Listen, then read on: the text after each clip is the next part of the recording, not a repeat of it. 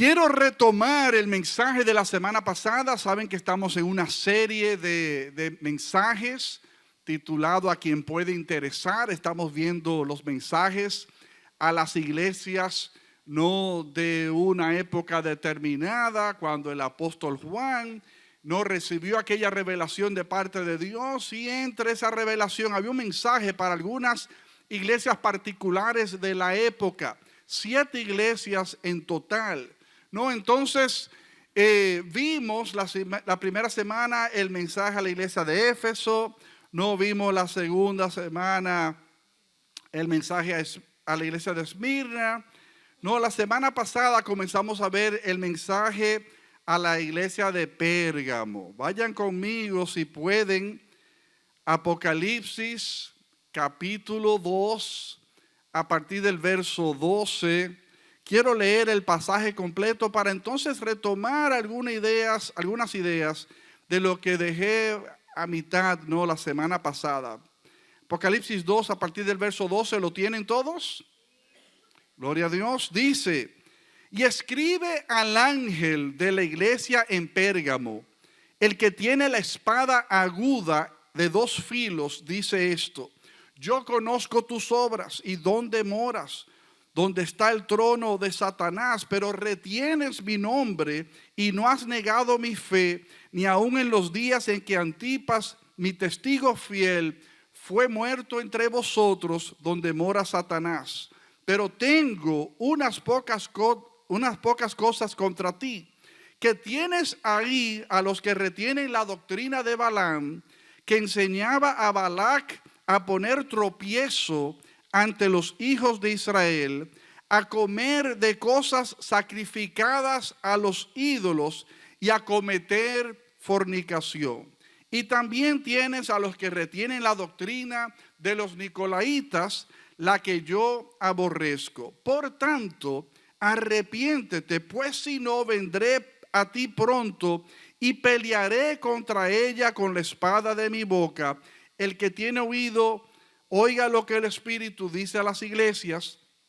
Al que venciere daré a comer del maná escondido, y le daré una piedrecita blanca, y en la piedrecita escrito un nombre nuevo, el cual ninguno conoce sino aquel que lo recibe. Hablábamos de Pérgamo, una hermosa ciudad, una ciudad de las más ilustres de la época, una sociedad sumamente culta, una sociedad sumamente educada, leída. Decíamos que Pérgamo tenía, después de Alejandría, la segunda biblioteca más grande de la época, donde allí se recopilaban todos los textos que habían hasta el momento, recordando siempre que para esa época no era que había un Barnes and Noble, ni mucho menos en Pérgamo, no era que habían libros por doquier, porque sabemos que todo texto de lectura en aquellos entonces se hacía con suma dificultad. Se hacían sobre papeles que usualmente no tenían la longevidad que uno quisiese, y se deshacían con suma facilidad, con tinta que no era siempre la mejor, que a veces se corría, se desaparecía, y entorpecía la lectura. Y ciertamente no había la imprenta, de Gutenberg, que fue en el siglo XV, que vino a surgir la imprenta, que facilitó la producción masiva de textos de lectura. Pero evidentemente desde tiempos muy antiguos, decíamos, las personas han hecho recopilación escrita de sus eventos, sea historia, sea espiritualidad, siempre se escribía y se relataban cosas que eran del interés común. Y Pérgamo era una de estas ciudades que tenían personas dadas a la palabra. Y es interesante toda la analogía, porque ya leíamos la semana pasada como en Hebreo dice que la palabra de Dios es como espada de doble filo. ¿Se recuerdan que lo leíamos? 4:12, y que penetra, y discierne los pensamientos, las intenciones del corazón, etcétera. Y ciertamente, aunque para el Imperio Romano en aquel entonces la espada era símbolo de poder, lo que Dios estaba en cierta manera comunicando aquí es, está muy bien la espada de Roma, pero la espada de mi palabra corta mucho más. La espada de mi palabra se impone ante cualquier ley, ante cualquier decreto, ante cualquier estatuto que se pudiera levantar. Mi palabra prevalece. ¿Cuántos dicen amén? ¿Qué es lo que ella misma dice? No, cielo y tierra pasarán, mas mi palabra no pasará. Entonces, veíamos que Pérgamo, inclusive hablábamos, ¿no?, de que de Pérgamo es que sale el vocablo de pergamino, ¿no?, refiriéndose a textos de escrituras. Y hablábamos de 2 de Timoteo, como Pablo le manda a decir a Timoteo, mira, cuando vengas a mí próximamente, tráeme mis pergaminos, ¿no?, que se me quedaron allá. O sea, Pablo tenía algunos ejemplares posiblemente, ¿no?, de algún libro del Antiguo Testamento, evidentemente, porque como decíamos, en el momento de Pablo y de Juan, no había un Nuevo Testamento como tal lo tenemos hoy día, sino que cuando se hablan de escrituras, siempre es refiriéndose a los textos del Antiguo Testamento, esos 37 libros, y no, evidentemente se rodaban las cartas que se estaban haciendo en ese momento de Pablo. Por eso en la primera epístola de Pedro, él dice, y conocemos de las cartas de nuestro hermano Pablo, algunas de las cuales son difíciles de entender. Evidentemente había, no como decimos de manera vulgar en dominicana, había un manoseo, no había un contacto con la inspiración del Espíritu Santo sobre estos hombres en esa época. Quiero enfatizar, ¿no?, cuando aquí dice en el versículo 14, si están conmigo, dice, tengo unas pocas cosas contra ti. En mensajes a otras iglesias vimos algo parecido, ¿no? Y tengo algo contra ti. Aquí dice unas pocas cosas. A decir verdad, en comparación al mensaje de Éfeso, son más las cosas que tenía en contra de Pérgamo que contra Éfeso. O sea que si esas eran pocas para él, o sea, me las hallé muchas. Pero tengo unas cuantas cosas contra ti. Y entre las cosas que menciona, dice que retienen la doctrina de Balaam, que enseñaba a Balac a poner tropiezo ante los hijos de Israel, a comer de cosas sacrificadas a los ídolos y a cometer fornicación. Una historia del Antiguo Testamento que no voy a parquearme allí, porque quiero parquearme sobre el mensaje de esa mención a la luz del Nuevo Testamento y para nuestros días. En un momento determinado, habían personas que dentro de su práctica religiosa estaban no solamente enseñando todo tipo de doctrinas torcidas y digamos ajenas a los designios de Dios, sino que estaban encaminando a la gente a la idolatría.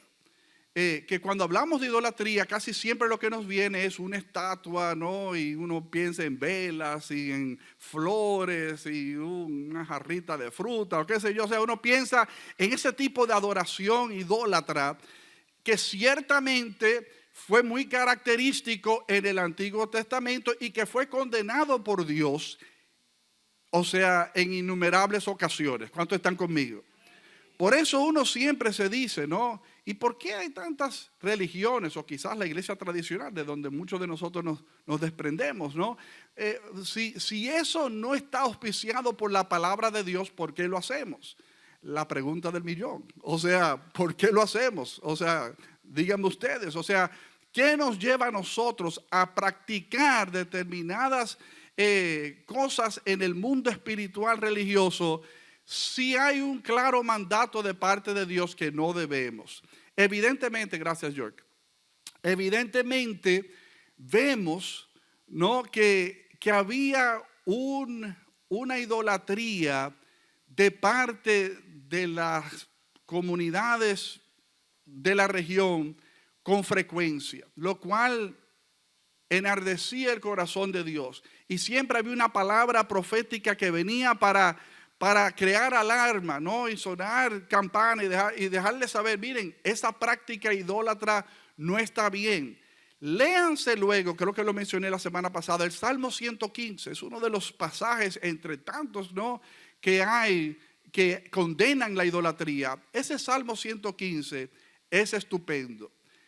Si quieren, anótenlo por ahí, léanlo después con calma, que es donde el salmista dice, ¿cómo es que algunos de nosotros nos asomamos a estas imágenes, a estos ídolos que tienen ojos y no ven, tienen oídos y no escuchan, tienen boca y no hablan? O sea, y semejante a ellos, a esos pedazos de madera, de yeso, de lo que sea, son los que lo adoran y ponen su confianza en ellos.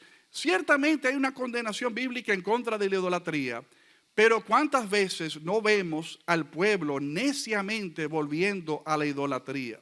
Ayer yo estaba en un súper, quisiera yo recordar dónde era que yo me encontraba. Yo sé que había un señor delante de mí y vi que puso un velón, ¿no?, de esos que venden en los supermercados. Y pensé en el mensaje que estaba preparando. Y dije, wow, cómo la gente se presta, ¿no?, a poner su confianza falsamente, ingenuamente, pero dañinamente en objetos, en imágenes, en San qué sé yo quién, en Santa Fulana, ¿no? Y le hemos designado funciones a un sinnúmero de personas del pasado, del presente. Tú necesitas prosperidad, órale a tal persona. Tú necesitas sanidad, órale a tal persona. No, hermanos, o sea, órele a Dios, que no necesita delegar función alguna a nadie. Nadie, ni del pasado, ni del presente, ni del futuro, tiene en su persona la capacidad de escuchar y dar respuesta a las necesidades del ser humano. Pero en este entonces, ¿no?, ellos fueron, dice aquí, de piedra de tropiezo, porque no solamente enseñaban al pueblo a que se volviesen a los ídolos. No nos vayamos muy lejos, hermanos. Piensen ustedes en el caso de Moisés, cuando estuvo en presencia de Dios. ¿Se recuerdan? En el monte Sinaí. Y allí está Moisés ante esta gloria, esta nubosidad, este momento sumamente sagrado. O sea, escuchando la voz de Dios, próximo a recibir las tabletas de los mandamientos. O sea, y Dios hablando con Moisés, mira sobre el hombro de Moisés y ve que el pueblo que Moisés dejó atrás estaban nada más y nada menos que haciendo un becerro de oro. O sea, le pidieron a todo el pueblo, traigan sus zarcillos, sus guillos, sus cadenas. Lo fundieron y comenzaron a hacer una estatua de un becerro de oro y comenzaron a adorarlo. Y Dios, hablando con Moisés, le dice, Moisés, vamos a interrumpir a unos comerciales, ¿no? Y mira a ver, o sea, ¿qué vamos a hacer con este pueblo tuyo? No, inclusive Dios se desliga, este pueblo tuyo. O sea, porque mío no es. Y ustedes saben que fue uno de los momentos en que Dios se arrepintió. Le pesó haber elegido este pueblo tan torpe, que a pesar de su bondad, de todas las maneras en que Dios les favoreció, ellos torpemente volvían, ¿no?, a caer en las torpezas en que tendían a caer. Una de ellas, la de poner su mirada y su fe, ¿no?, en ídolos. Entonces, o sea, conocemos la historia, ¿no?, de ese episodio. No solamente en este entonces estaban siendo piedra de tropiezo, permitiendo y facilitando, ¿no?, que la gente desviaran su mirada del Señor y la pusieran en objetos, sino que estaban promoviendo, como dice aquí, la fornicación, a cometer impurezas, inmoralidad sexual entre ellos. Y déjenme parquearme un poquito ahí, porque algo que a mí me preocupa, y lo he hablado con algunos pastores recientemente, ¿no?, y siempre es comidilla de círculos pastorales, hablar, ¿no?, sobre cómo la iglesia de hoy día tiene un grave problema de promiscuidad en su entorno. Y eso va, hermanos, desde los que están en tarima, entiéndase, los pastores, los líderes, los de alabanza, los de anuncio, todo el mundo. No estoy hablando específicamente de nuestra congregación, Dios nos libre, pero el que tenga oídos que oiga, ¿no? Hasta cualquiera, ¿no?, que pueda estar sentado humildemente pasando desapercibido. O sea, participamos y damos riendas sueltas a nuestra inclinación por temas de carácter sexual. Yo he dicho en repetidas ocasiones cómo el Nuevo Testamento, yo no puedo más que leerlo y ver, pick up, ¿no?, cómo hay una observación, una advertencia, una exhortación, ¿no?, un espejo advirtiendo en contra de las conductas de carácter sexual. ¿Cuántos están conmigo? Continuamente usted lee todo el Nuevo Testamento, hermanos, y no hay manera of you walking away, de usted alejarse de la lectura y no decir, wow, pero había una clara voz de advertencia de que cuidemos nuestras vidas ante los peligros de carácter sexual. ¿Cuántos están conmigo? Y estos mensajes no era para el pueblo pagano, impío, de espaldas a Dios que está allá afuera, porque sabemos que los que están allá afuera, todo vale, ¿no? O sea, están haciendo y deshaciendo. Pero el mensaje, hermanos, era para la iglesia. El mensaje era para los que estaban en Cristo, para los que estaban en el redil, para los que habían abrazado la fe, para los que estaban en Cristo. Se hallaban luchando de manera precoz y frágil, peleando con las tentaciones, con los pensamientos, con las acciones de carácter sexual. Entonces, dice aquí en este mensaje a la iglesia de Pérgamo, cuidado con los que son piedra de tropiezo, hermanos. Lo último que nosotros queremos hacer como iglesia es ser piedra de tropiezo. Porque yo no sé tu experiencia, pero vuelvo y digo, como yo estoy very in los círculos eclesiásticos, yo sé todo lo que implica, hermanos, un tropiezo de cualquiera de nosotros. Por eso dice la palabra, heriré al pastor y se dispersarán las ovejas. O sea, mientras más responsabilidad reposan sobre tus hombros, mayor el impacto.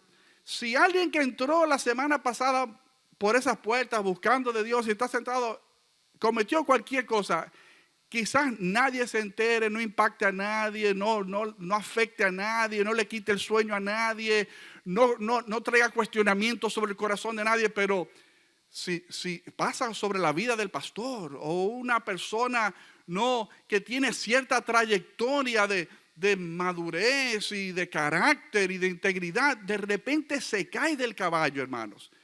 Eso es de lo más grave que puede pasar en nuestros tiempos y en nuestra generación, ver la torpe caída de un líder cristiano. ¿Cuántos están conmigo?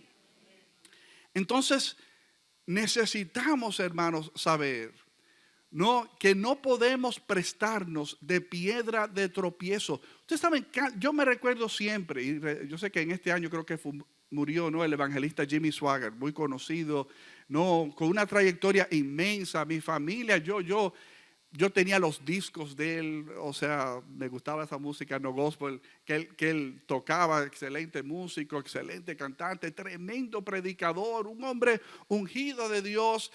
En los 70, en los 80 tuvo su apogeo, pero en los 80 finales tuvo aquella famosa caída, ¿no?, donde se juntó con una prostituta y eso fue comidilla. Y entonces el diablo se ríe con la muela de atrás, o sea, aprovecha la caída de una persona de ese tipo de alcance. Un evangelista que había, yo me atrevo a decir que después de Billy Graham, que es para mí el más grande evangelista de todos los tiempos, aún mayor que Pablo, exceptuándonos la influencia de que las cartas de Pablo han llegado y han afectado generaciones por todos los tiempos. Pero nadie ha viajado y tocado más continentes en su momento que Billy Graham, un gran hombre de Dios con un buen carácter que hasta la fecha no sabemos, murió habiendo corrido una buena carrera, ¿no? Pero el diablo vio que Jimmy Swaggart falló, o sea, y aprovechó y desbarató el corazón de 1 millón de gente. La cantidad de personas que se fueron del evangelio y que zarparon de las iglesias no fueron pocas. Algunos de nosotros, los más maduros, ¿no?, y los más aterrizados y los que más revelación y entendimiento tenemos, somos capaces de decir: lo que haga Jimmy Swaggart no tiene que ver nada conmigo. Jimmy Swaggart va a dar cuentas ante Dios por su propia vida. Si él cayó corto de la meta, qué pena, no, pero eso corre a cuentas de él. O sea, yo tengo que preocuparme por mi propia vida. ¿Cuántos están conmigo? Entonces, mucha gente no se cayeron del caballo, les entristeció en gran manera. Yo fui uno de ellos, caramba. Pero yo vi los estragos que causó en la opinión y en el corazón del público en general, ¿no? Y cómo eso afectó no solamente del que no era cristiano, que entonces se burlaban de la fe y que toditos son iguales, fíjate, tanto que ustedes ponían su fe en él. Pero le poníamos nuestra fe en él, porque si pusimos nuestra fe en Jimmy Swaggart, ahí mismo quedamos fritos, hermanos. O sea, porque no podemos poner nuestra fe en Jimmy Swaggart. No podemos poner la fe en Modesto Sedano. No podemos poner la fe en absolutamente nadie, hermano. Nuestra fe está puesta en Jesucristo. El único que nunca nos va a fallar, hermanos, sin lugar a dudas. Entonces, ante ese tropiezo, me recuerdo cuando Jesús en Lucas capítulo 17, no lo tienen que buscar, lo pueden anotar, Lucas 17, verso 1 y 2, cuando dice que Jesús le dijo a sus discípulos: imposible es que no vengan tropiezos. Es interesante esta declaración de Jesús. Oigan lo que dice Jesús: imposible es que no vengan tropiezos. ¿Qué me está diciendo eso a mí? Que por más que vacunemos este tema, por más que alertemos sobre este tema, por más que sacudamos cadenas, y llamemos la atención, siempre va a haber una oveja torpe que va a cometer una estupidez. Desde un pastor hasta el que llegó la semana pasada, cualquiera, hermanos, se va a prestar a cometer una estupidez que no solamente le va a afectar a él, no solamente va a afectar a su esposa, no solamente va a afectar a sus hijos, no solamente va a afectar a su familia extendida, va a afectar a su comunidad de fe, y dependiendo de su nivel de alcance e influencia, sabrá Dios hasta dónde va a picar y a extenderse, no su error. ¿Están conmigo, mis amados? Dice Jesús: imposible es que no vengan tropiezos, mas ay de aquel por quien vienen. Ay de aquel por quien vienen. Mejor, dice Jesús, le fuera que se le atase al cuello una piedra de molino y se le arrojase al mar, que hacer tropezar a uno de estos pequeñitos. ¿Cuántos están conmigo? La palabra de Dios, para el que no se haya dado cuenta hasta la fecha, es bastante dura, y vamos a ver cuán duro es con respecto al pecado. Jesús y nuestro Dios no pasa pañitos tibios al pecado. Hay un alto nivel de misericordia. Hay un alto nivel de gracia disponible en Él.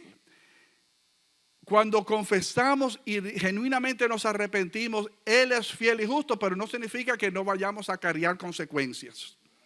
Como David, que ante su terrible pecado, que le hemos hablado muchas veces, aquel que era conforme al corazón de Dios, sin embargo, mató a su mejor amigo, uno de sus amigos de confianza, se quedó con la mujer, la preñó antes, ¿no? Y después mató al amigo para tapar su mal. O sea, y el niño se le profetizó que iba a morir, y por más ayuno y más oración y más clamor que hizo David, ese niño murió. O sea, porque hay consecuencias a nuestro mal. Dios nos puede perdonar, Pero a veces, hermanos, las cosas cobran un peaje. ¿Están conmigo, mis amados? Por eso tenemos que caminar finos, hermanos. Y esto es una palabra, no, que quiero dar de advertencia, de estos mensajes que no van a producir muchos amenes y no importa, ¿no? Pero lo que yo quiero es que ustedes puedan reflexionar en sus corazones y llevarse esto al corazón y que puedan pensar, ¿no? Como los discípulos cuando Jesús les advirtió, y uno de ustedes me va a traicionar. O sea, y toditos que se preguntaban, ¿seré yo? ¿Seré yo? ¿Seré yo? O sea, cada quien analice su corazón, examine su corazón, porque solo el Espíritu Santo podrá traerte convicción del mal en que tú pudieras estar corriendo. Dice Romanos 14:13, hermanos, Romanos 14:13. Dice, así que ya no nos juzgamos más los unos a los otros, sino más bien decidid no poner tropiezo u ocasión de caer al hermano. Yo quiero que nosotros tomemos la decisión y la ocasión de no hacer caer, ni hacer tropezar a nuestro hermano. Pero cuando yo leo toda esa advertencia porque el mal testimonio afecta a otros, pero yo siempre vuelvo y digo, y como que enfatizo, pero eso será peor que el mal que yo voy a cargar sobre mi propia cabeza. Es que yo no puedo, yo sé que yo le estoy haciendo mal y eso es terrible, que a veces no pensamos, ¿no?, en el mal que le estamos haciendo a los demás, a quienes amamos, porque de modo egoísta solamente pensamos en el aquí y en el ahora y no pensamos en las consecuencias. Pero habrá algo peor, hermanos, que lo que va a reposar sobre tu cabeza por tu propia mala cabeza, ¿no? Las consecuencias que eso va a traer si nosotros no recapacitamos a tiempo. Déjenme leerles algunos pasajes y sacar algunas observaciones del lugar.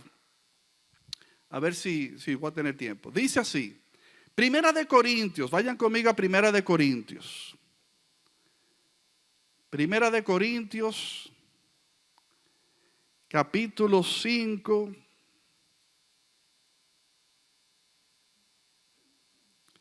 Déjenme leerlo del verso 1 al verso 13. ¿Están conmigo? Voy a leerlo de la Nueva Versión Internacional, para los que tengan sus Biblias o celulares y la quieran poner en esa versión. Oigan cómo dice, Primera de Corintios, capítulo 5, del 1 al 13 en la Nueva Versión Internacional. Dice así, el apóstol Pablo escribiendo a la iglesia de Corinto, que recuérdense, es una iglesia que se le resalta, que era una iglesia con muchos dones, ¿no? Muchos dones espirituales. Pero es la misma iglesia que Pablo le dice, ustedes son unos carnales todos. O sea, que no puedo hablarles como gente madura porque ustedes, o sea, viven en la carne, no viven como dice un amigo mío, viven en la chuleta. Así no se puede, ¿no? Entonces, con esta incongruencia que había en esta iglesia de Corinto, oigan lo que dice. Es ya del dominio público que hay entre ustedes un caso de inmoralidad sexual que ni siquiera entre los paganos se tolera, a saber que uno de ustedes tiene por mujer a la esposa de su padre. Fíjense lo que está resaltando aquí el apóstol Pablo. No está hablando del pulpero del pueblo que están tratando de invitar a la iglesia. Esto es un hermano de la iglesia de Corinto, hermanos, que le están diciendo, o sea, es de dominio propio, o sea, se ha salpicado, ¿no? Y está embarrando a la comunidad de fe de ustedes, ¿no? Se conoce que hay un hermano entre ustedes, o sea, que se está acostando con su madrastra. Es lo que está pasando aquí, ¿no? Con la esposa de su padre. evidentemente es madrastra, ¿no? Porque si no hubiese dicho con su madre, ¿no? Que también se ha sabido ver, porque así de degenerado puede ser la mente humana. Pero el caso aquí era con una madrastra, ¿no? Dice, y de esto se sienten orgullosos. ¿No debieran más bien haber lamentado lo sucedido y expulsado de entre ustedes al que hizo tal cosa? Y aquí está el equilibrio, hermanos. Pero yo no puedo más que ver, a decir verdad, si tengo que ser honesto con mi lectura bíblica. Pero también sé que el carácter del apóstol Pablo es muy blanco y negro y había poco espacio para misericordia, ¿no? Y tema para otro día, en un sentido, ¿no? Y tengo ejemplos, pero bien. Pero él maneja el pecado con severidad, hermanos. Porque como el cáncer, si tú permites algo que se dé y florezca, es como un mal hongo, hermanos. O sea, es como proveerle oscuridad a un hongo que de repente se te va a pegar a las paredes, a los tejidos, o sea, y te va a infectar y va a afectar el ambiente que uno respira. ¿Están conmigo, mis amados? Por eso es importante, ¿no? Corregir las cosas a tiempo. Y a veces los pastores luchan con la corrección. Y esto yo lo oigo mucho en los círculos evangélicos, ¿no? Porque a nadie le gusta ser corregido. ¿Quién le gusta ser corregido? Pocas manos, pero gloria a Dios. Pero la corrección es buena, hermanos. Entonces los pastores, cuando corrigen a alguien y esa persona le pone bembita y deja de ir a la iglesia, ojalá pusiera bembita. O sea, lo mejor que pudiera pasar es que pusiera bembita. O dejara de dar con su bolsillo, o dejara de servir, se tranca, máquina para atrás, o sea, una guerra fría, lo que sea, se pone entonces a hablar y a repartir, porque la gente no sabe recibir la corrección. Entonces los pastores, para evitarse las secuelas de una corrección, dan rienda suelta a muchísimas cosas. El Señor me ha hablado mucho sobre esto desde tiempos atrás, ¿no? Y siempre decimos, una de las cosas más difíciles para el ser humano es confrontar. Digan conmigo, confrontar. Qué difícil es confrontar, hermanos.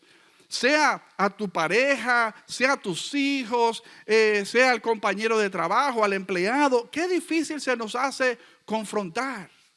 No tememos a las reacciones, tememos, ¿no?, al qué dirán.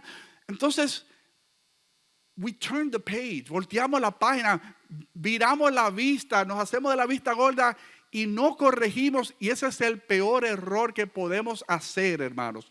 No corregir el mal del otro. Ahí algunos van a decir, pastor, pero es que Dios es el que corrige. A usted no le conviene que Dios corrija. O sea, nosotros, ¿quiénes somos nosotros para juzgar el disparate más grande? Y vamos a ver ahora, vamos a ver clarito en la palabra de Dios, para descartar que no somos responsables de juzgar la vida de nadie. Claro que sí, amados. Si nosotros no juzgamos y no somos juzgados, porque what goes around comes around. No, o sea, tiene dos vías. O sea, yo juzgo, pero soy juzgado también.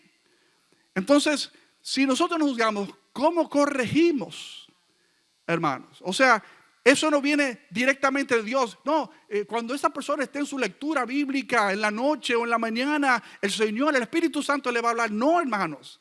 Nosotros estamos señalados, puestos, y no solamente yo con la autoridad pastoral que Dios me da. Cualquiera, hermanos, pudiera abordarnos y arrojarnos o ponernos un espejo y decirnos, hey, no sé, o sea, con todo el respeto, todo el amor, o sea, pienso que debe de recogerte aquí, pensar diferente, hablar diferente, hacer diferente. O sea, eso no está mal, pero lo que pasa es que nosotros no somos dados a la corrección. ¿Cuántos están conmigo, amados? Entonces, dice aquí,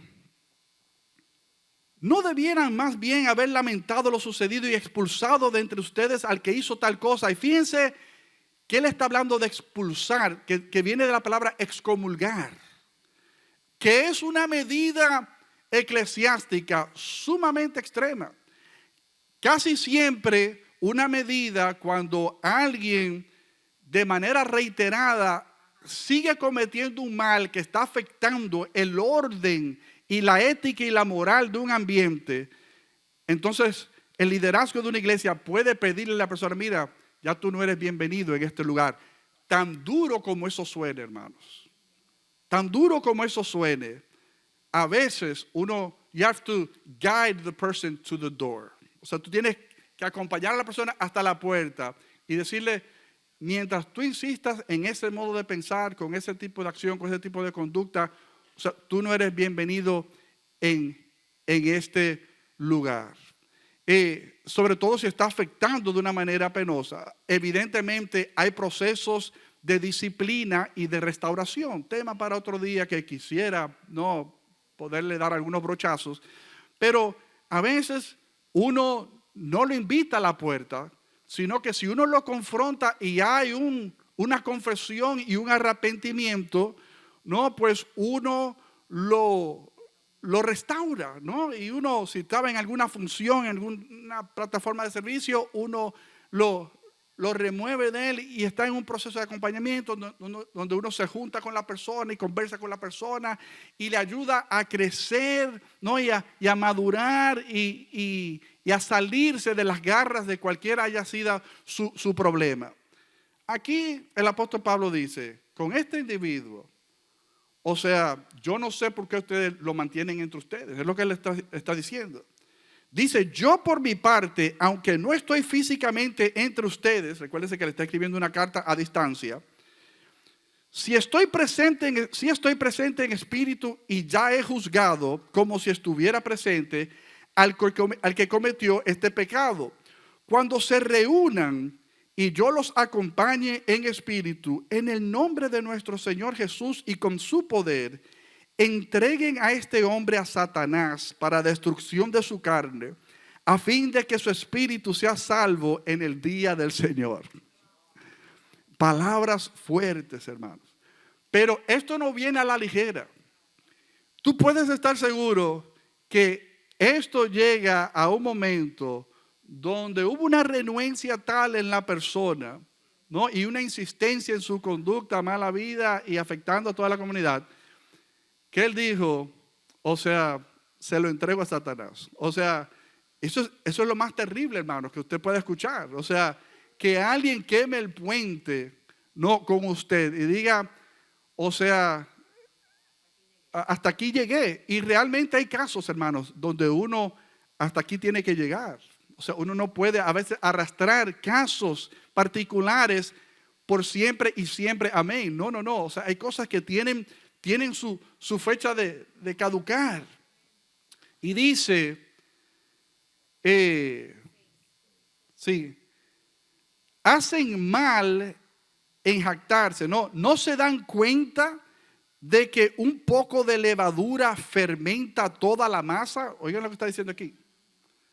No se dan cuenta, o sea, si ustedes lo dejan entre ustedes, o sea, si ustedes se hacen de la vista gorda, if you don't address it, si ustedes no lo corrigen ese mal, es como la levadura, hermanos. Un poquito de levadura, o sea, hace crecer la masa, o sea, it could get out of hand, o sea, se te puede escapar de las manos.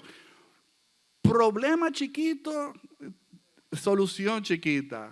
Problema grande, como decía la abuelita mía, nalguita chiquita, o sea, palmadita, nalgota grande, o sea, necesitamos, hermanos, o sea, corregir las cosas, ¿no? Cuando están pequeñas, como el cuento, ¿no? de la mujer que llevó al papá por primera vez a Nueva York. Ella era Dominican York y lleva al papá a vivir de vacaciones a Nueva York.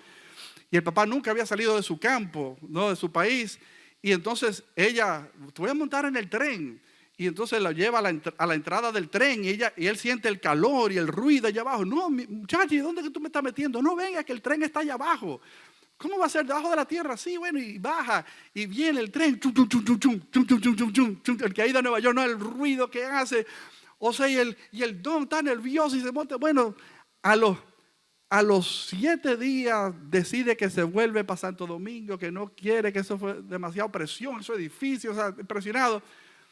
Llega la Navidad en Santo Domingo y la otra hija de él, con quien vivía, el nieto le regalaron un jueguito de trenes, ¿no? Un jueguito de trenes, estaba dando la vuelta el trencito y cuando él se despierta, lo comienza a pisar y a patear y desbarata y los rieles y los pedazos de plástico y desbarata los trenes y la hija, pero papá, ¿qué pasa? Y dice, no muchacha, eso cuando crece hace una bulla del carajo. Eso cuando crece hace un ruido tremendo.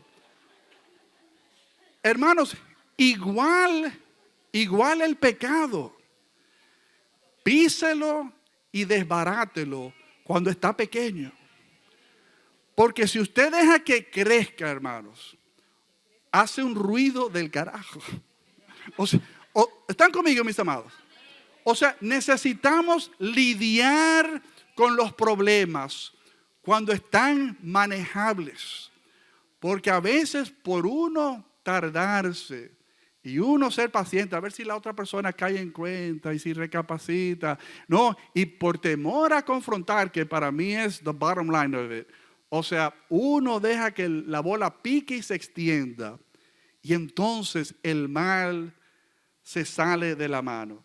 ¿No se dan cuenta que un poco de levadura fermenta toda la masa? Desháganse, digan conmigo, desháganse. Desháganse de la vieja levadura para que sean masa nueva, panes sin levadura, como lo son en realidad, porque Cristo, nuestro Cordero Pascual, ya ha sido sacrificado. Así que celebremos nuestra Pascua no con la vieja levadura, que es la malicia y la perversidad, sino con pan sin levadura, que es la sinceridad y la verdad. Por carta ya les he dicho que no se relacionen con personas inmorales. Fíjense aquí, fíjense las directrices del apóstol Pablo. Si la palabra de Dios es buena y válida para nosotros take hints, ¿no? y determinar pautas de cómo manejarnos los unos con los otros. A veces, hermano, hay personas que insisten tanto en su mal que lo mejor que hacemos es sacarle los pies. Que lo mejor que hacemos es distanciarnos. Que lo mejor que hacemos es no asociarnos en aquel que insiste en su pecado y en su mal.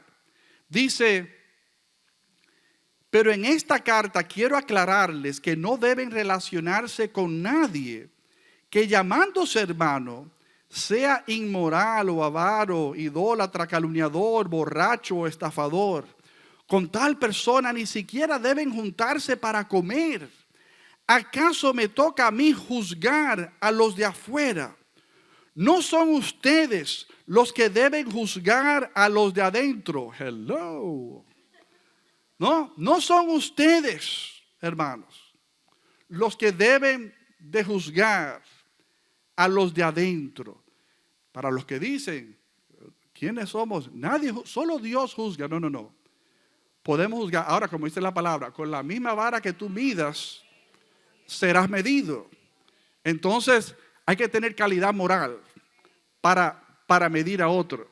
Hay que tener, no ser perfecto y tampoco decir, no, pues, ¿quién es él? Porque si yo busco, yo le encuentro. Claro que sí, tú le encuentras a cualquiera de nosotros. O sea, algo a corregir. Pero ese no es el punto. El punto es, hermanos, que nos prestemos a la corrección, que sea útil y nos encamine a la restauración, ¿no? Y a vivir a la luz de las expectativas de nuestro Padre Celestial. Dice, no son ustedes los que deben juzgar a los de adentro, Dios juzgará a los de afuera.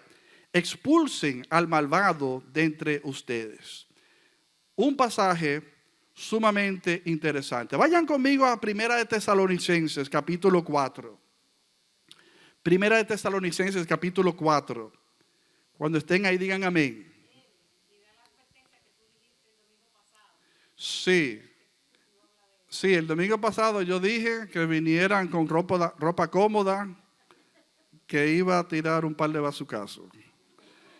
Primera Tesalonicenses capítulo 4, a partir del verso 3.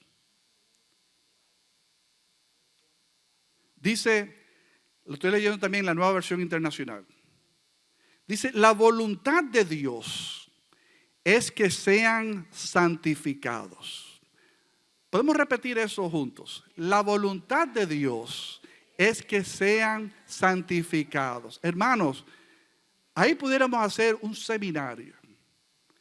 Esa es la voluntad de Dios. Y hablar de santificado. ¿Qué es santificado? Apartados del mal, del mundo, de otros usos, de otros empleos para Dios.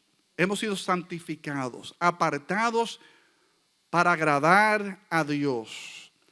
Dice aquí que se aparten de la inmoralidad sexual. Y fíjense, esto uno lo ve por doquier. Me va a faltar tiempo para mencionar todos los textos donde hay advertencia en contra de la inmoralidad sexual. Hermanos, es como cuando hablamos de los hombres, que decimos, hay 3 males que tientan contra el hombre, o sea, el hombre de género masculino. Siempre decimos, el poder, el dinero y las mujeres, ¿no? O sea, decimos, ¿no? Que esos son los 3 males con los que lucha el hombre. Pero hermanos, yo les puedo decir, luego de 31 años de caminar pastoral, o sea, que para el ser humano, hombres y mujeres, el tema sexual es un tema de high order. O sea, en un muy alto lugar, ¿no? En la lista de cosas que tocan a la puerta y amenazan nuestro carácter y nuestra integridad ante el Señor. ¿Cuántos están conmigo?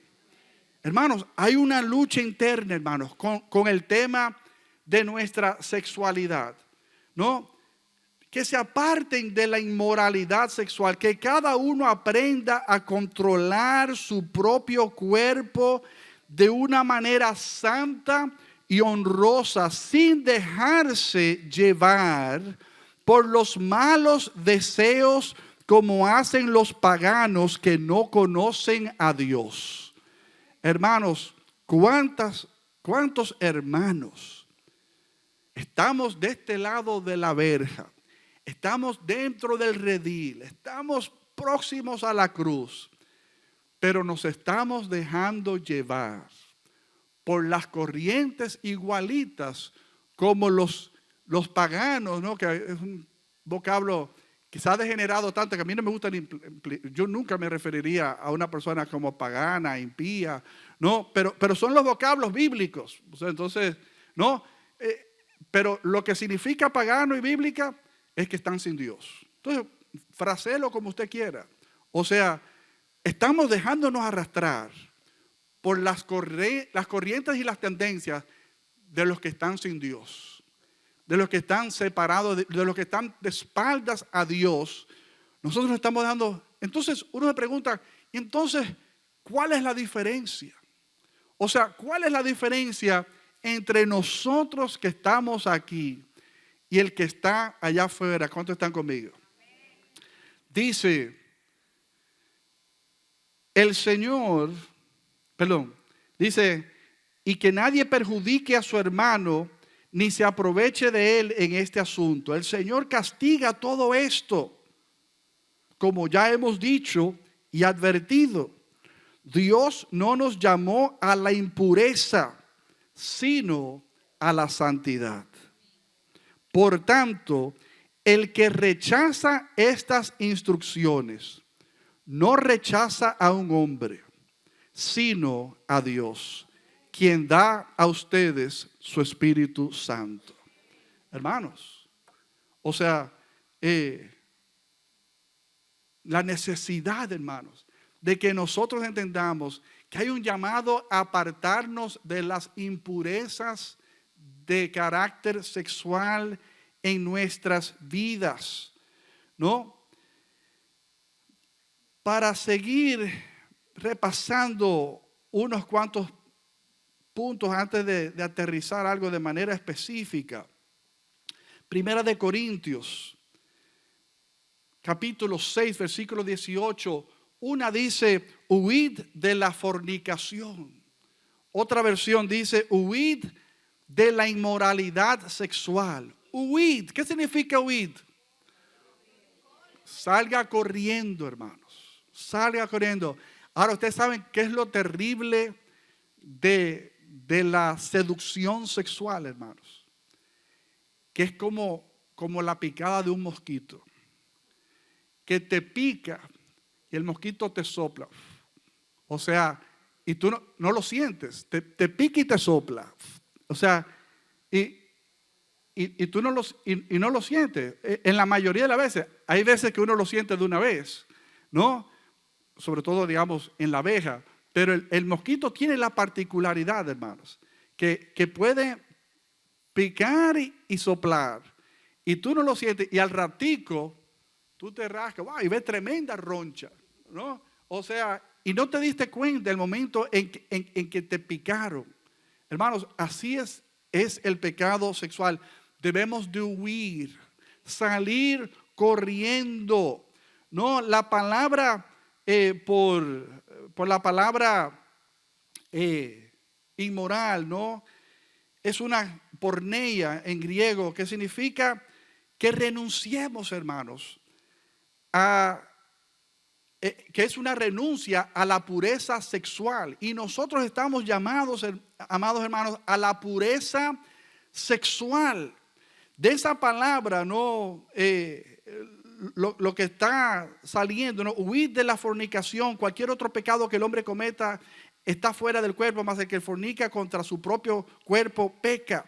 Hermanos, la fornicación, ese pecado de carácter sexual, en cualquiera de sus modalidades, hermanos, en cualquiera de sus modalidades, las más, digamos, si las fuéramos a catalogar, las de mayor trascendencia, que si el adulterio, que si, entiéndase, acto sexual con otra persona que no es su pareja legal, o la fornicación, acto sexual sin tener la sombrilla legal para participar del acto sexual, o cualquiera de las otras modalidades degeneradas que hay en la sociedad, hombre con hombre, mujer con mujer, grupos, o sea, animales, cuerpo muerto, o sea, ustedes no se imaginan la cantidad de degeneración, pero hay cosas tan extremas, que usted dirá, pero yo soy un enfermo light, o sea, sí, o sea, pues yo con un cuerpo, ¿a quién se le va a ocurrir no tener sexo con un cuerpo?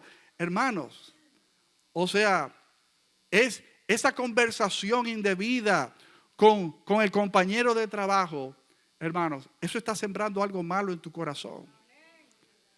Es como Jesús cuando puso la barra más alta, que él decía, no comete adulterio meramente el que se acuesta con una mujer ajena, el que la mire de manera indebida ya cometió adulterio. O sea, subió, wow, o sea, ni siquiera puede dar un gustico visual de mirar a una mujer ajena. No, o sea, con el mero hecho de clavarle los ojos de una manera indebida, ya tú estás dando paso a que la impureza sexual se asiente en tu corazón. Y usted dirá, pero pastor, habría que estar con alitas sobre una nube para uno escaparle a estos instintos animales. Es que usted no es un animal. O sea, nosotros somos hijos de Dios, creados a la imagen de Dios, ¿no? Para de alguna manera, o sea, consagrarnos, ¿no? A Dios y consagrarnos y comprometernos a la pareja que Dios nos ha dado, como dice un pasaje bíblico, gózate con la mujer de tu juventud, ¿no? Con la que Dios te dio, con la que Dios te asignó, con la que tú asumiste, con la que tú te comprometiste. O sea, encuentra satisfacción con ella o con él si eres mujer, ¿no? O sea, con la persona que Dios te dio. O sea, pero si nosotros, hermanos, damos riendas sueltas a todo lo que nosotros pensamos, lo que participamos, hoy día, hermanos, hay un descaro. Y vuelvo y les digo, hermanos, el diablo es sumamente sucio, sumamente sucio. por ejemplo, el sexting, ¿no? Que es muy famoso hoy día, con las redes, ¿no? Hombres pidiéndole a mujeres y mujeres pidiéndole a los hombres, para que no nos perdamos. Que no es de que, mándame una foto de tu seno. No, no, no. Las mujeres también pidiéndole fotos a los hombres de sus partes, hermanos. O sea, se ve en todas partes, hermanos. A nivel de colegio, a nivel de empresa, de oficina, hermanos. Y hay una cultura de un morbo de satisfacción visual, ¿no? Con alguien conocido, pero no se atreven a hacerlo en persona, pero se escudan detrás de una pantalla, de un celular o de un iPad, ¿no? Y se autogratifican. Hermanos, eso es diabólico en naturaleza, ¿no? Y no debemos de prestarnos a eso. Sin decir, ¿no? Todos los peligros que hay en el día a día, ¿no? Con el sexo contrario. Por ejemplo, soy uno que digo, y los jóvenes saben que se lo he dicho en otras ocasiones, las parejas jóvenes saben que se lo he dicho. Nosotros como pastores no creemos en noviazgos muy largos. Porque hermanos, o sea, como dice el proverbio, tomará el hombre brasas de fuego en su pecho y no arderá. O sea, sería posible tomar carbones encendidos y sostenerlo en el pecho y que no nos quememos. O sea, un noviazgo de más de 2, 3 años como mucho, hermano, es un red flag. O sea, es buscar lo que no se le ha perdido. ¿Están conmigo, mis amados? Entonces, uno se lo dice francamente a estas parejas jóvenes. O sea, uno le dice, miren, o sea, en la lead, ¿no? En el deseo de agradar a Dios. O sea, calculen bien su tiempo de cuándo se van a meter en amores y cuándo lo van a consumar en un altar. O sea, porque estos amores no pueden ser. Tenemos 6 años de amores, hermanos. A mí no hay evangélico que me diga que en 6 años no ha pasado, requete pasado 1 millón de cosas. Honestamente se lo digo, yo, Modesto Sedano, responsablemente desconfío de todo el mundo. O sea, hermanos, no es posible, hermanos, no es posible. Entonces, porque nos tenemos que diferenciar del pagano y del impío, si volvemos, o sea, del que está afuera. El que está allá afuera, everything goes, o sea, todo se vale. Se acuesta rato, está acostando, hacen, deshacen, o sea, y bajo los estándares de ellos, ¿Dios quién? O sea, ellos no están pensando en Dios penosamente, allá ellos. Pero tú, sobre quien se ha arrojado la luz admirable de Dios, que has gustado y probado lo bueno que es Dios, que has escuchado y entendido lo que espera y quiere Dios de ti. Qué bueno sería que tú puedas determinar en tu corazón. Piensen ustedes ahora que estamos entrando casi en época navideña, aunque yo sé que ustedes como latinos hace rato pusieron su arbolito, porque it is what it is, o sea, no hay que esperar diciembre de que solamente para ponerla 3 semanas, no, o sea, hay que comenzar desde ya. Ahora que celebramos Navidad, ¿no es eso lo que celebramos? La integridad de un José y de una María. ¿No es eso un excelentísimo ejemplo de uno decir, wow, que uno pueda ser como José y como María? María, que tenía un apuro porque ella sabía que se había comprometido a casarse, pero ahí no habían adelantos, ahí no había abonos adelantados. O sea, mira, o sea, una probadita, un taste, como cuando uno va a Costco, ¿no? Probando, ¿no? De todo lo que están brindando. O sea, cuando usted está en amor, usted está conservando de manera pura para el matrimonio un pensamiento, yo sé, ridículo, hermanos, super cursi, antiguo, o sea, pero ese es el pensamiento que nunca pasará de moda ante los ojos de Dios, hermanos. Mantenernos puros, ¿no? Para el matrimonio. Entonces usted piensa en José y María. O sea, que ella se guardó con el apuro que le dijo, estoy embarazada, pero déjame explicarte. Y lo difícil que fue para José la explicación. Y José volviéndose loco. Dios mío, pero ¿cómo va a ser? Y entonces dice, no, es que la vergüenza, porque el de allá afuera no le da vergüenza. El de allá afuera, todo el mundo sabe en lo que están. Ahora, el que está agradando a Dios, le daría mucho apuro que la novia salga embarazada O sea, y que se sepa que metieron la pata. ¿Están amigos, mis hermanos? Entonces, pensar en la integridad de un José, de una María, es a lo que tenemos que nosotros volver como personas. Pero esto no es solamente aplicable para el veinteañero que se está metiendo en amores por primera vez. Esto yo espero por primera vez, porque tampoco creemos en los amores de los 14, 15 años que no se saben ni bañar. Tienen el ombligo sucio, sí, honestamente. O sea, a ver, déjame ver ese ombligo. O sea, sucio, o sea, no se saben bañar. No es verdad que una niña, un niño de 14 años tenga capacidad para hacer ¿qué? Buscar lo que no se le ha perdido. Cierre el paréntesis para otro día. Por esa que yo acabo de decir, yo he tenido padres que se han ido de la iglesia. Pórtame, como dice un comediante. O sea, se lo digo para que no les tome por sorpresa después cuando pase lo que uno no quiere que pase. Cerré el paréntesis. Entonces, las cosas que se dan, hermanos, no son pequeñas. Se da a todo nivel.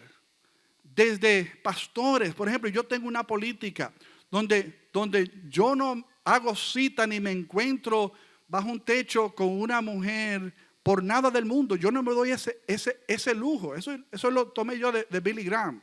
O sea que escuché que él era así, que él por nada del mundo se encontraba en un lugar solitario con una mujer. Por ejemplo, cuando estábamos en la iglesia Victory, que la oficina estaba en la casita al lado, no sé si recuerdan, habían días donde ellos no trabajaban, pero uno sí. A veces yo estaba solo en la oficina y llegaba alguien. Yo de una vez salía y me sentaba afuera en el patio por la piscina, los que recuerdan el lugar, y me sentaba a la piscina a hablar con esa persona. Nunca que alguien vaya a entrar y que encontraron al pastor. Ellos no parecía que estaban en nada, pero entonces el diablo es sucio y te siembra pensamiento. De manera jocosa, con la única persona que yo me veo así sola es con doña Gertrudis. Doña Gertrudis está aquí. No está aquí doña Gertrudis. Ay, qué pena. No, sí está. Doña Gertrudis, ¿usted está aquí? No está, dice que no. Ok, doña Gertrudis, que algunos conocen, una señora que puede ser mi madre, ¿no? A veces nosotros vamos a jugar dominó.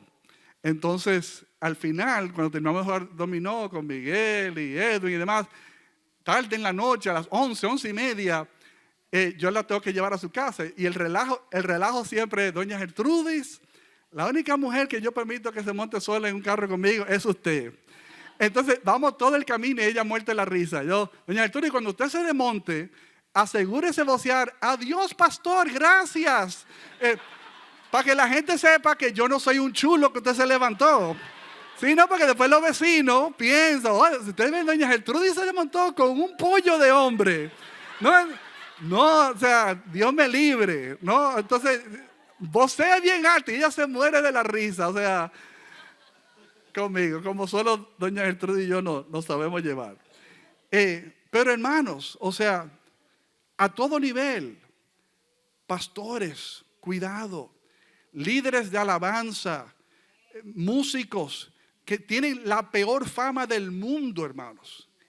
Y bien ganada, no sé si será la expresión, pero con razón, ¿no? O sea, mala fama. O sea, donde los músicos, es clásico, que tocan y se van por ahí a hablar y a conversar. No. Usted se desmonta de aquí, usted está en la casa de Dios, ya no terminó su participación. Usted se sienta en el salón a escuchar la palabra de Dios. Eso lo corregimos constantemente, ¿no? En nuestro entorno, ¿no? Gracias a Dios estoy viendo la mayoría que están aquí hoy. Parece que le adelantaron algo. Pero tienen mala fama, hermanos. O sea, de que son carnales, de que hacen y deshacen, o sea, que no tienen calidad moral para pararse aquí. Pero vuelvo y digo, hermanos, no estamos aquí pasándole rayo X ni MRIs a nadie. Nadie mejor que usted para dejarse autoexaminar por el Espíritu Santo, para saber si usted está caminando de una manera honorable ante los demás. Que el Señor nos pase, nos permita acercarnos a su luz admirable. Es como dicen en mi país, que de noche todos los gatos son prietos, no son negros. Porque en la oscuridad no distinguimos, ¿no? Cuando en nuestro país cuando se iba la luz, no, usted no veía, pero cuando llegaba la luz, llegó la luz, y usted sabía que le había caído una mancha del espagueti que se comió, ¿no? Y se daba cuenta de su condición en la luz, porque en la oscuridad usted no se daba cuenta. Yo me pregunto, ¿cuántos de nosotros, los que estamos en la casa de Dios, hace rato nos hemos distanciado de su luz admirable? O nuestros corazones se han embotado, se han endurecido de tal manera que no somos capaces de oír los susurros del Espíritu Santo y el bombillito rojo que se nos enciende en el tablero de nuestros corazones diciéndonos: esto que tú estás pensando, esto que tú estás hablando, esto que tú estás haciendo, fulano de tal, fulana de tal. O sea, nos llevamos todos esos semáforos y seguimos playing the role, o sea, jugando el rol, sin embargo, no tomando carta en el asunto, no, con aquello que como la levadura, hermanos, nos está haciendo un terrible mal. ¿Cuántos están conmigo, hermanos? Dice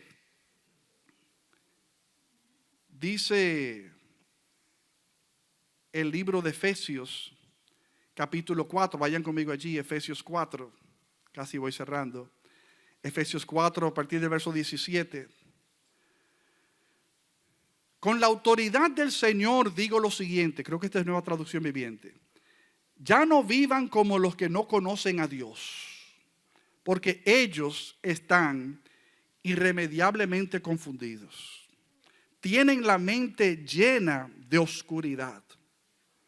Vagan lejos de la vida que Dios ofrece, porque cerraron la mente y endurecieron el corazón hacia Él.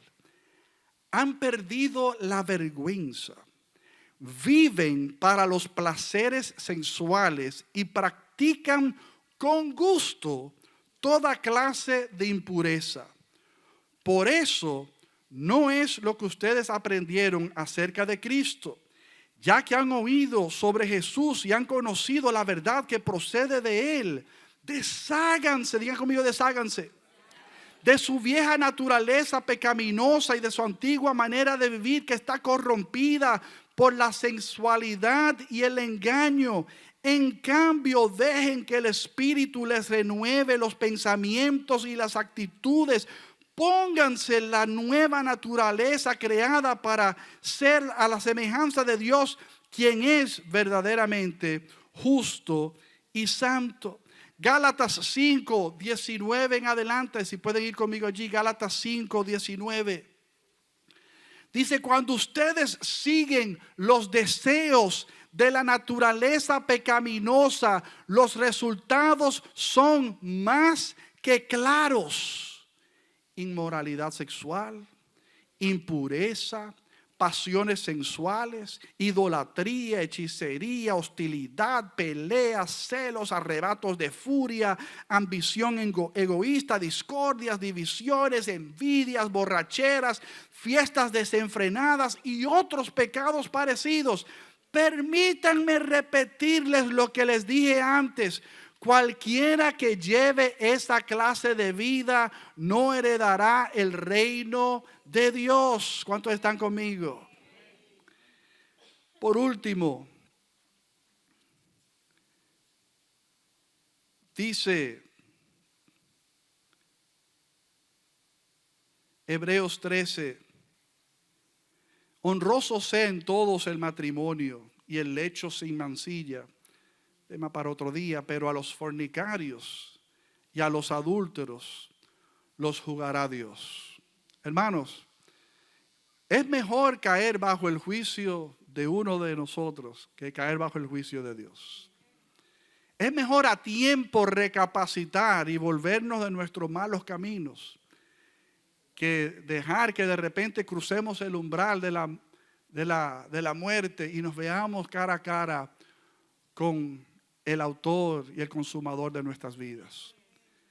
Hermanos, necesitamos tomar carta en este asunto, porque en estos tiempos vemos en muchos círculos cristianos donde uno oye los cuentos, en ese coro, yo me recuerdo un coro, en ese coro, mira, fulano es pájaro, fulano se acuesta con esa que está ahí. Me hacían los cuentos y yo estaba boca abierta porque era de dominio público, porque a veces la gente hace cosas a escondidas, que es terrible, ¿no? Y aunque tú lo hagas a escondidas, como dice el libro de Números, tu pecado te alcanzará. O sea, sépalo tú. Wow, ni mi esposo se enteró, ni mi amigo, ni mi hijo se enteró, ni el pastor se enteró, ni el líder se enteró.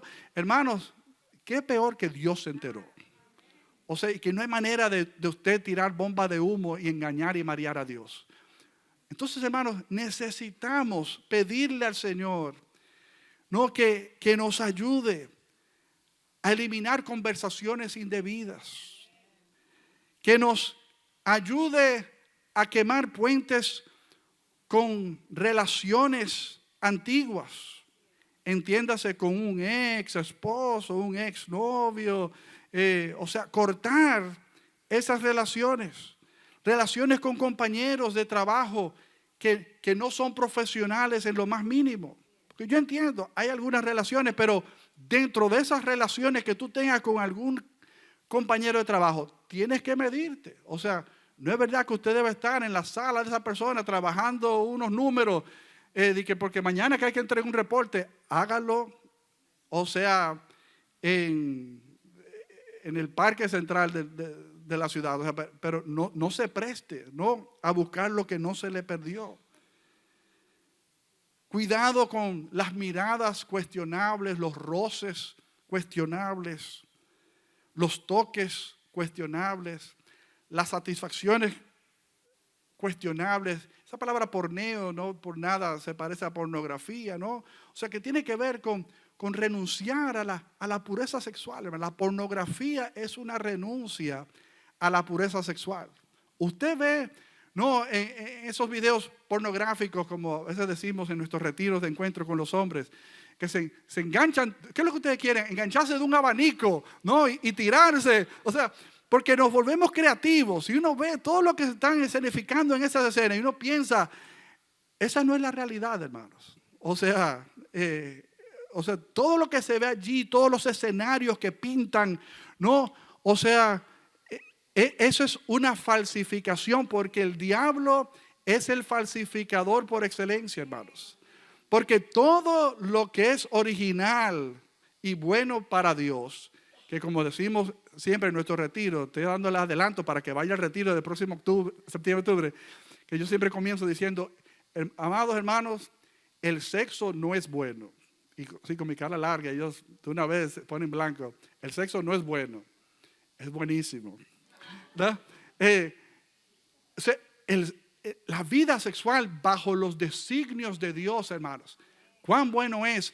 Pero cuando nosotros participamos bajo el menú y la carta de lo que esta sociedad y este mundo y este diablo nos está ofreciendo, hermanos, qué terrible es que contaminemos nuestras mentes y nuestros corazones, ¿no? con ese tipo de prácticas. Hermanos, tomemos control de nuestras mentes. Tomemos control de nuestras pasiones internas. Tengamos dominio propio, tengamos sensatez. No demos lugar al diablo, no nos prestemos de piedra de tropiezo. Porque en las iglesias una de las cosas que más tropiezo provoca y traen, hermanos, es la falta de testimonio precisamente con estos temas de carácter sexual. Que fulano, qué sé yo qué, que hermanos, usted no se imagina, gracias a Dios, Dios nos ha librado de muchísimas cosas, aunque muchísimas cosas hemos tenido que lidiar a lo largo de los años en la congregación, porque la iglesia es un hospital, ¿no? Es un lugar donde personas no completas, heridas por restauración, entramos a ser restaurados. Hermanos, pero si estamos en Cristo, renunciemos y como digan, si te vas a llevar una palabra de todo lo que he dicho hoy, desháganse. Digan conmigo, desháganse. Desháganse, hermanos, de todo lo que se preste a enlaudar la masa. Todo lo que se preste, no a dañar tu mente y tu corazón. Desháganse de eso para que tú no te hagas un mal, para que no le hagas un mal a tus inmediatos más queridos, para que no le hagas un daño a la familia de la fe, para que no le hagas un daño al evangelio, como hemos visto que el diablo ha sabido usar nuestros tropiezos, no para que la gente diga, esa gente, entre ellos y nosotros no hay ninguna diferencia. La debe de haber, hermanos. La debe de haber, y tenemos que vivir y crecer hacia eso. ¿Cuántos dicen amén? Estemos de pie.